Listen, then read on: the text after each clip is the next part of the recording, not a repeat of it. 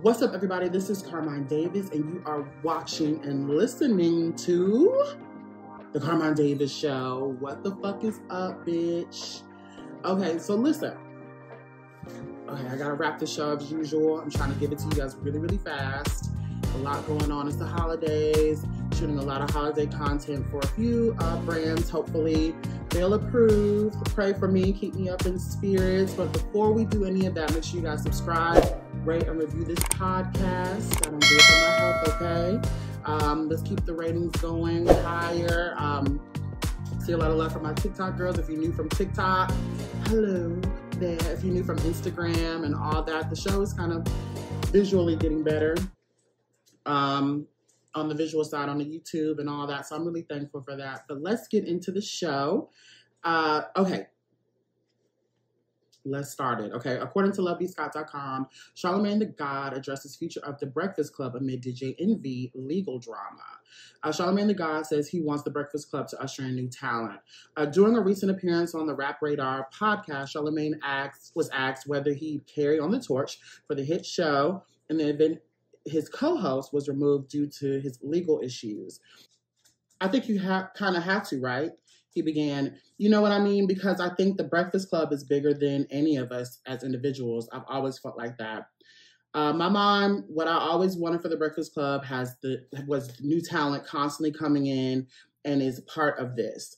Is under this umbrella of the club. So whether Angela Yee is there or I'm there or Envy's there, the platform can still continue. He concluded. He added, Charlamagne continued, I've never felt like this Breakfast Club was just a show about three individuals. That was always where my mind was.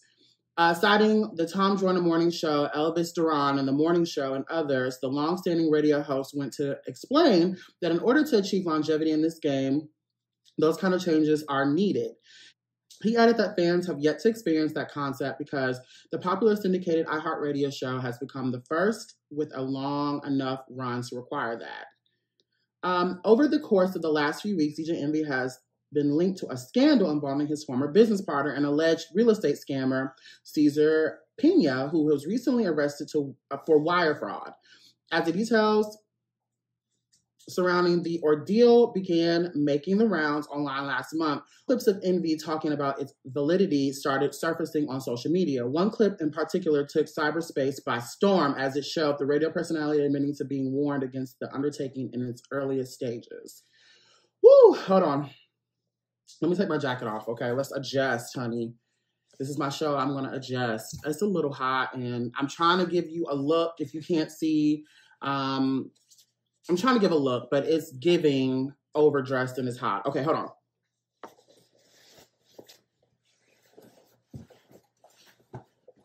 on. If you can't see, first of all, watch the show. If you are one of the day one listeners, I love you very much, but get on board. Get on board, listen to the show, or watch the show and listen to it. Okay, so first of all, I want to start by saying that I have no idea what's going on over there at the Breakfast Club. I don't know what's happening with Charlamagne. I don't know what's happening with DJ Envy. I've heard little bits and pieces of it, but I haven't watched it like really since the pandemic, but I do understand what he means by the show having to have legs that go beyond all of them. I'm not sure if he's like a producer over there anymore. Charlamagne has really grown up as a business person, as a media mogul, as a personality. So I'm really proud of him. And Envy has had a long-standing career. I'm a big music fan, so I know what DJ Envy stands for. And Angela Yee, wherever she is, like I don't even know what's going on over there. I'm just complete transparency. I have no idea what's going on over there, and I don't keep up with it enough to know what's going on. I'm just here to report the news. But I love the concept of them opening doors for new people. I would love to come on the Breakfast Club. Shout me out. Like, I would love that. When you guys love to see me on the Breakfast Club interviewing some people and holding people accountable, but checking on your heart first, hey, how are you doing with everything? I would love to be on the Breakfast Club, even just as a host temporarily. And I do love when they have celebrities on, like I see clips of Nene and all those people. So I think it's a great platform. I just don't watch it. I don't keep up with it. Leave me, comment below, update me. Tell me what's going on. Help me get details about what's going on over there with DJ Envy and this wire fraud, allegedly, all this stuff like that. I don't know what's going on, but that's the tea. Before we move on, make sure you guys follow, rate, and review this podcast. I don't do it for my health. Make sure you guys follow me on Instagram.com/Carmine Davis, Instagram.com/Carmine Davis Show, TikTok.com/@Carmine Davis, and Cameo. I'm on Cameo. I'm able to sing a little something for your birthday, give you a birthday shout out, a divorce shout out, will you marry me shout out. I'm willing to do it all for you guys on Cameo. And I think on Black Friday, we're having a 20% off sale on my Cameo. So Cameo.com/Carmine Davis. Check that out. And we're going to move on to the next hot topic. Okay. This is from LoveyScott.com. Too bad. Derek Chauvin's family kept in dark after prison stabbing, lawyer says. Derek Chauvin's family is angry that they learned from the media that the imprisoned son was stabbed and not from prison officials. As an outsider, I view the lack of communication with his attorneys and family members as completely outrageous. Chauvin's attorney, Gregory Erickson, told the Associated Press it appears to be indicative of a poorly run facility. Child. Okay, let me finish. A poorly run facility and indicates how Chauvin's arrest was allowed to happen. Oh my God. George Floyd's brother, Terrence Floyd, told the Associated Press that he wouldn't wish the stabbing on anyone, but that he wasn't going to dwell on it. I'm going to give my energy towards anything that happens within those four walls. I'm not going to give my energy to towards anything that happens in those four walls because my energy went towards getting him in those four walls. Amen. Whatever happens in those four walls, I don't really have any feelings about.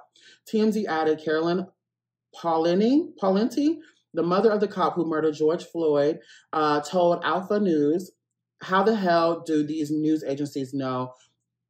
And his own mother doesn't know. She adds, the prison had an emergency contact number, her number, but no one called. She went on, I can't even think what to say. I haven't been to bed and made a path in my kitchen and living room from pacing. Minneapolis Police Chief Brian O'Hara told Minnesota news station KSTP Chauvin was in stable condition and is expected to survive. I think that's really all that we really need to know. I'm healing. You know, I'm in the process of, you talked about this on the show multiple times, where I am in the process of becoming better, but I'm not really there all the way. So I might say some things that make you go, but I'm going to be real no matter what. And like I say all the time, if we're going to keep, if we're going to heal, we got to keep it real, right? So I think it's crazy how you have to be behind bars and on the receiving end of your own type of mess to realize how you've lived. This is a man who has a history, and we followed this show on the audio podcast on the FUBU saga and all those things. We documented the George Floyd case and all the other cases and all those things that were going on and that are still going on, unfortunately. But we have talked about it, and there is a longstanding history with Chauvin being a dirty cop, allegedly. People have come to out and spoke candidly about how he has abused the system and abused people by weaponizing the system. And so when you do clownery comes back to bite. It would be okay if he was on the other end putting someone probably that looks like me in jail and they had a stabbing and it didn't get back to their mother. It would have been fine then. You know what I'm saying? Like, there will be conversations about this is what happens when you go behind bars. But because it's you and your white ass, it's different. Leave a comment below. Like, no, whatever I'm with George Floyd's brother with this one. Whatever happens in those four walls, nobody should dwell upon. It happened. You did not care about the hundreds of people that you allegedly put back in jail and prison for wrongfully or anything like that. You weren't concerned about any of that. So this is consequences, no coincidence. I'm going to leave it with that. I think that Chauvin has a lot to, and honestly, I think being stabbed and him being fine is kind of kind. And I'm going to pray for everybody involved and we're going to keep it moving. Okay. Before we do, make sure you guys subscribe, rate, and review this podcast. If you're just one of those people on the fence listening to the show, make sure you smash that subscribe button. Leave a comment below. Do you think that Chauvin deserves more for some odd reason, considering his history? Do you have some interesting take on it? I'm always down to hear some interesting take. Leave a comment below.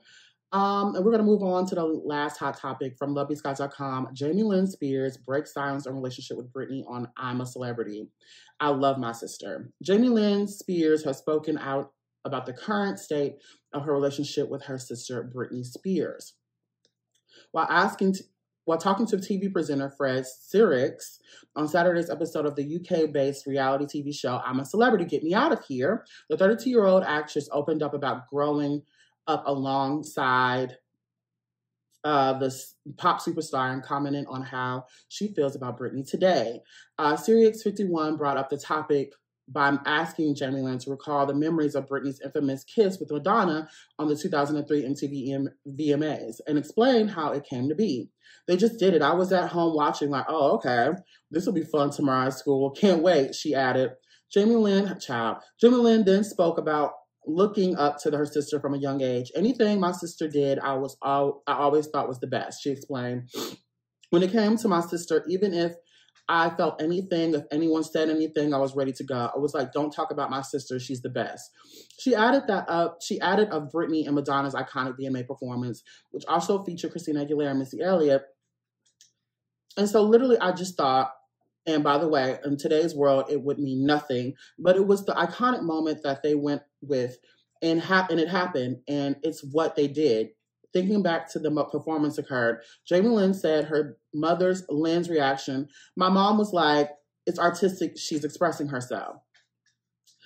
Sirius curiously asked the Sweet Magnolia star who became famous first. Jamie Lynn responded, of Britney, 41, my sister, she's 10 years older. She was famous since I was about 6 or 7. Fellow contestant Frankie Dettori then chimed into the conversation, asking Jamie Lynn, is it true that you don't...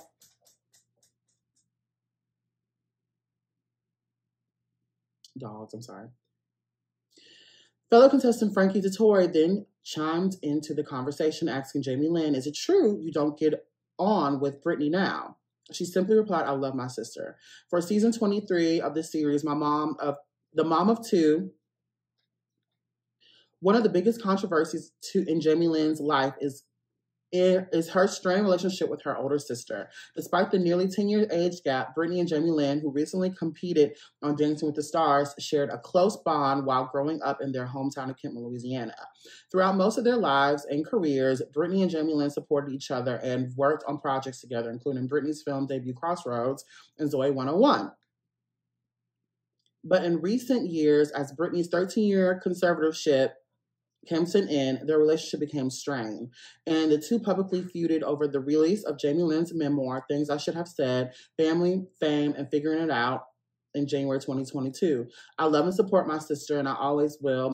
It's very clear that this has been a very painful process, and I have to respect however she works through that.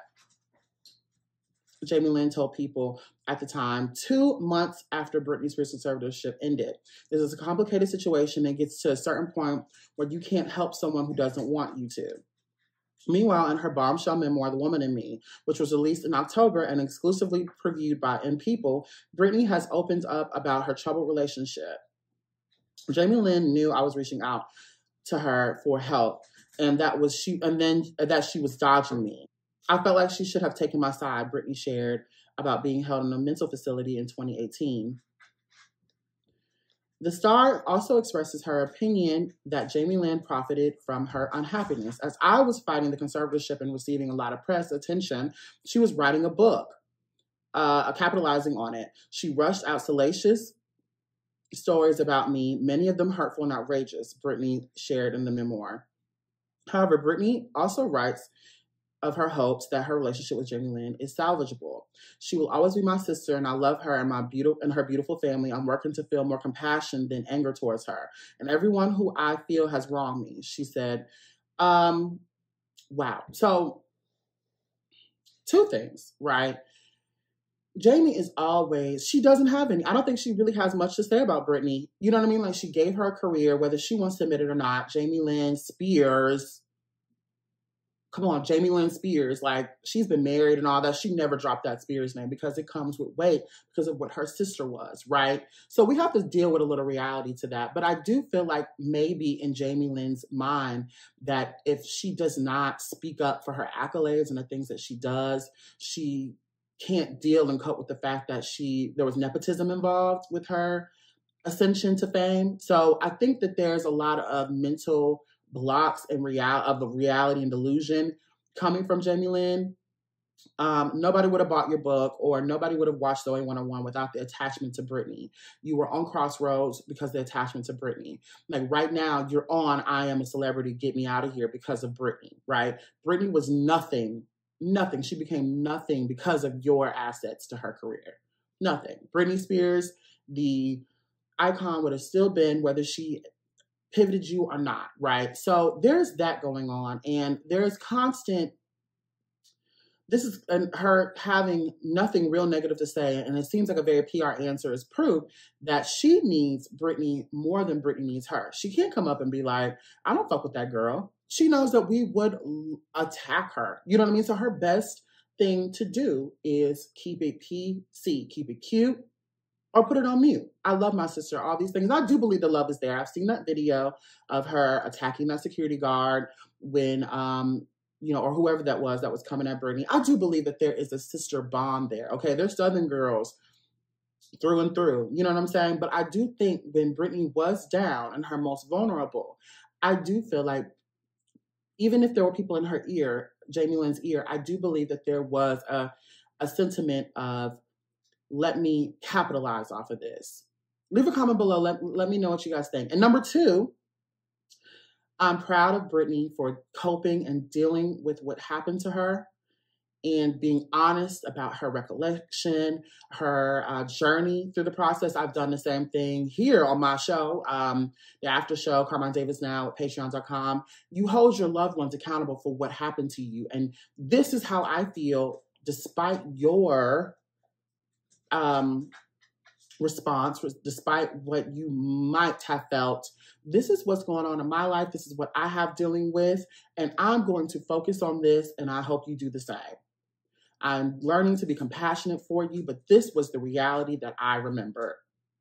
You weren't there for me. And I think that that's a very bold and brave sentiment for Britney.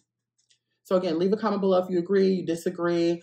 And also, again, make sure you guys watch the after show at patreon.com/Carmine Davis, where I spill my tea, and I'm also doing my healing process. Thanks to 2 therapists a week. You know, I'm also dealing with things and being honest about what has happened to me in the past couple of years of my life and beyond, you know, and it's helping me become a better artist, a better creator.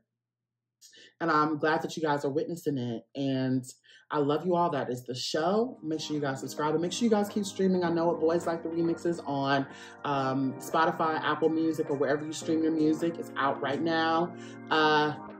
Make sure you guys shop Carmine Davis at carminedavisshop.com. Make sure you guys grab a t-shirt, stickers. We have some cute pins I'm really excited about. So get those things. And I love you guys. I will see y'all next time. Bye.